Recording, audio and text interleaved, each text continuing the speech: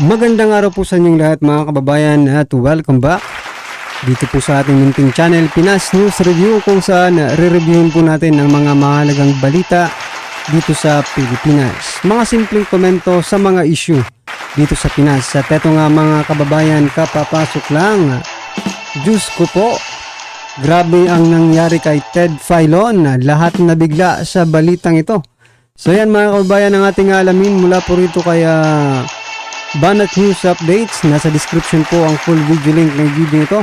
Subscribe na po kayo. At kung bago ka pa lang at di pa po nakapag-subscribe sa ating munting channel, please don't forget to subscribe.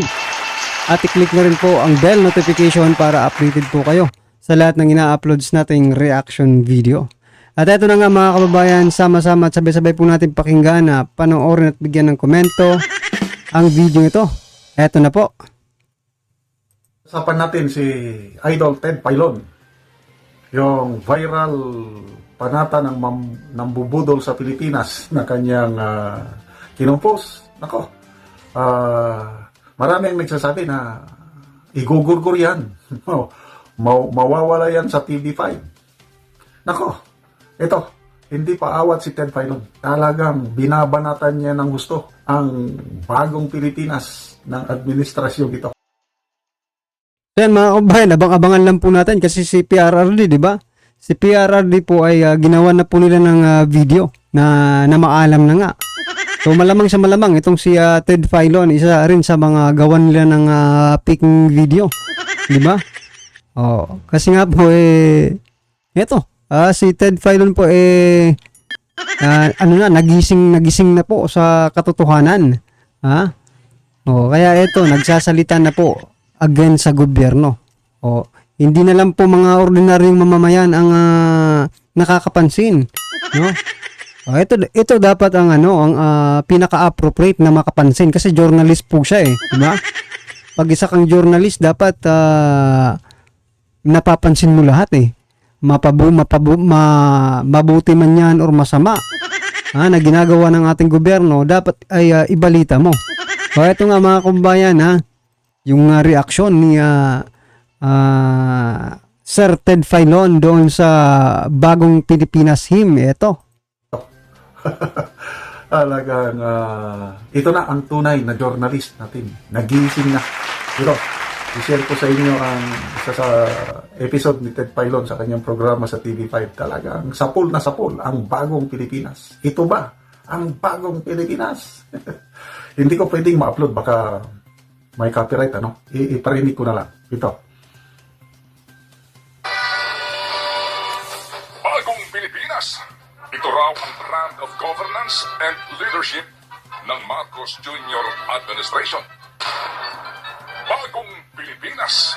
Ito raw ang tapat ng pamamahala at liderato ng kasalukuyang gobyerno na humihikayat sa pagkakaroon ng pamunahin at malalimang pagbabago sa lahat ng sektor ng ating lipunan at sa ating gobyerno tungo sa kauunlad.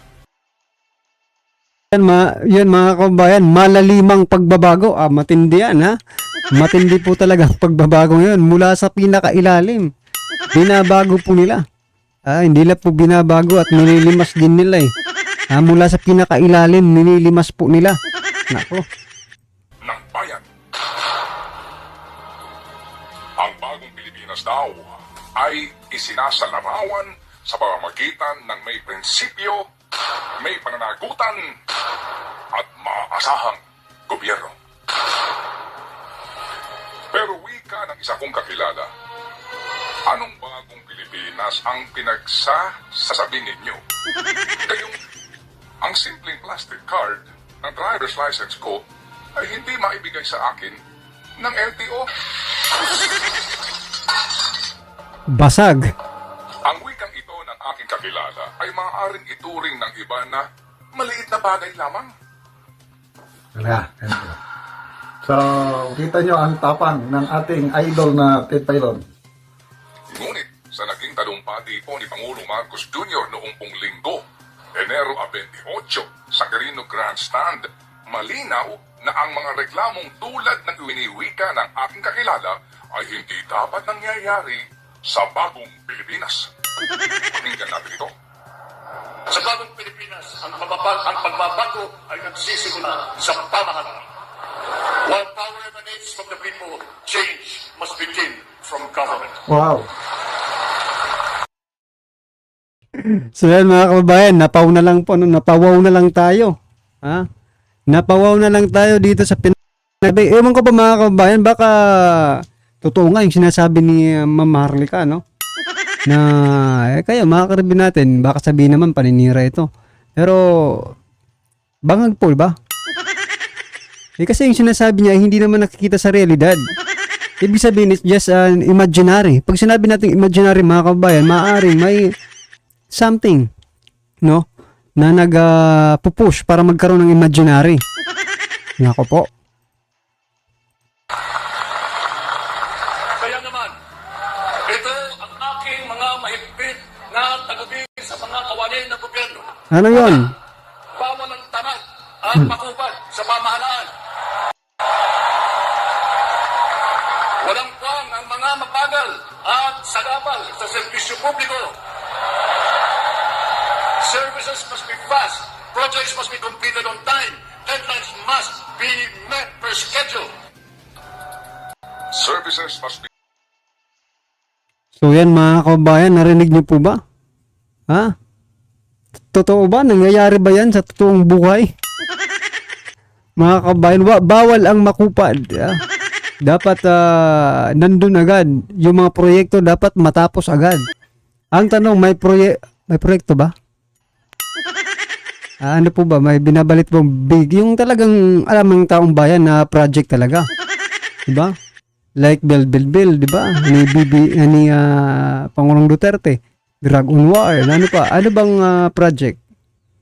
Hindi ko alam. Baka po, baka kasakaling alam nyo, paki-comment po yung mga project po ni PBBM, mga kababayan. Para maging patas naman, no? Mahirap naman kung puro lang project ni dating Pangulong Duterte yung babanggitin natin. Kaso hindi ko po alam mga kababayan kung ano po yung mga project. Kaya kung alam niyo po, paki-comment na nga po para malaman ng ating mga kababayan kung ano-ano po yung mga project na sinasabi nila.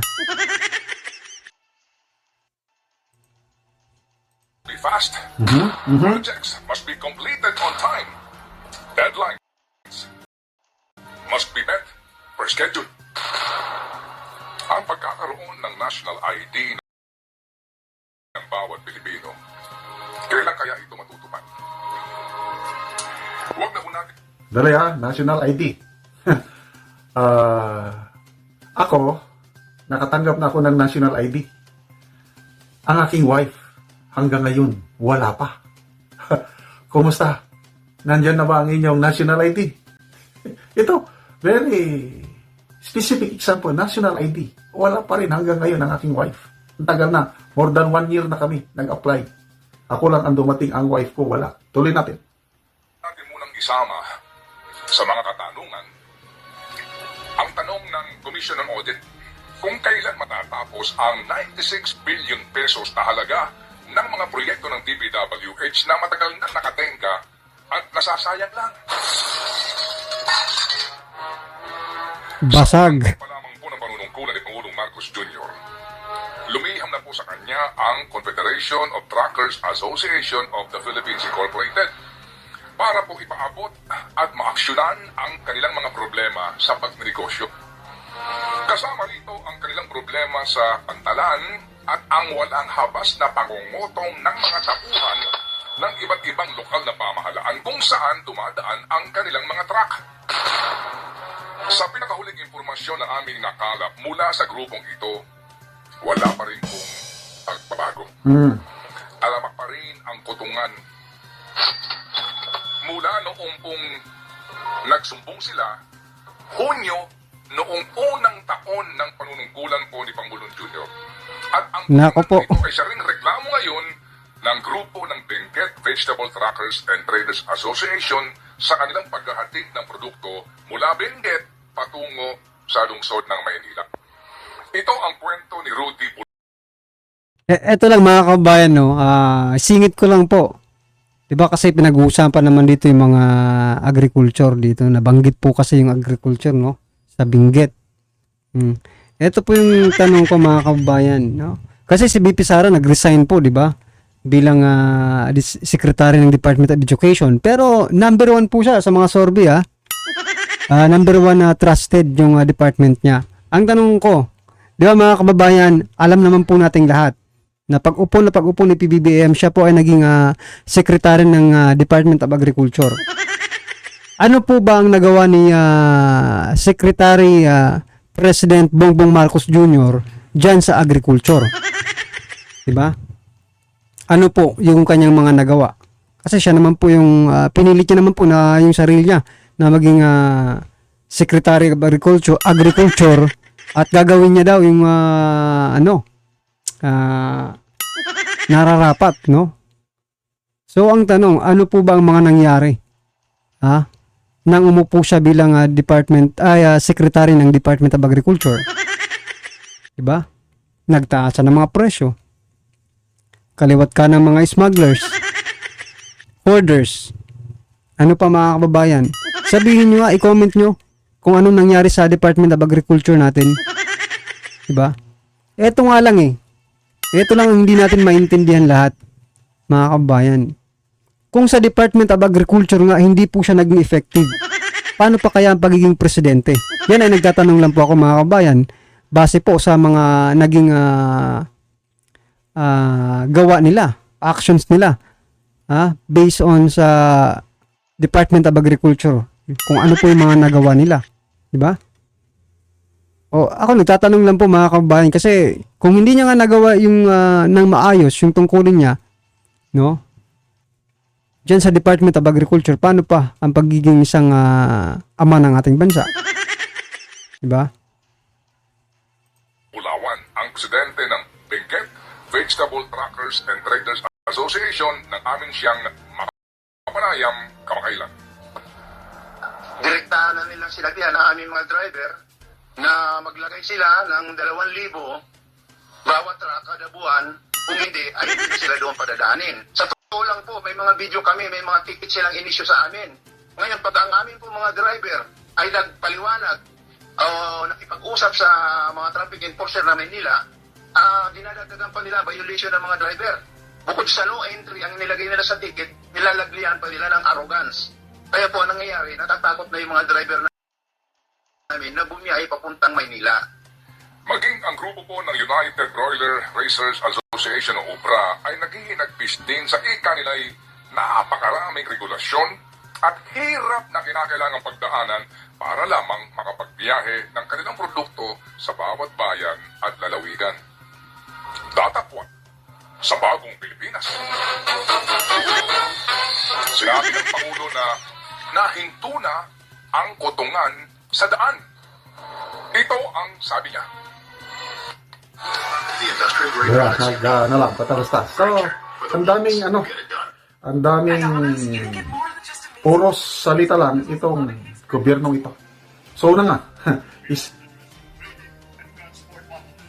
Itinigil din natin ang katotohanan sa pagkokotong sa daan at sa pantalan sapagkat ang amtong ay nagiging presyong ipinapatong sa mga mamimili. So yan mga kababayan, ibig sabihin, alam po ni PBBM na talagang may kutungan. Diba? Alam niya po naman po palang may kutungan, pero bakit hindi na-solve? Simpleng ano lang yan mga kababayan. Kung si PRRD nga, war on drugs Yeah? Mag-ano ka rin kayo, mag-war on kotong. Diba? Kung talagang totoo, no? Totoo kayo sa sinasabi nyo.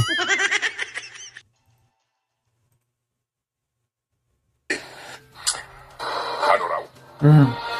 Itinigil na raw nila ang pagkukotong sa daan at sa pantalan. Kung totoo ang sinasabi ninyo, Ginoong Pangulo, mawalang galang lang po, bakit nagpapatuloy ang mga reklamo? O baka naman po, nagbibiro lang kayo. grabe.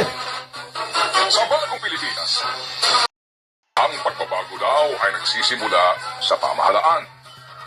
Change must begin from the government. Sa naging pamamalakad po at asta ng gobyerno sa kick-off rally ng bagong Pilipinas, may pagbabago ba? Inobliga ng gobyerno ang mga opisyal at mga manggagawa nito na dumalo sa rally sa araw ng linggo, araw ng pahinga. Patunay dito ang memorandum na inilabas ng kalihim ng kagawaran ng paggawa na nag-aatas Okay. So, required ang ginamit na word.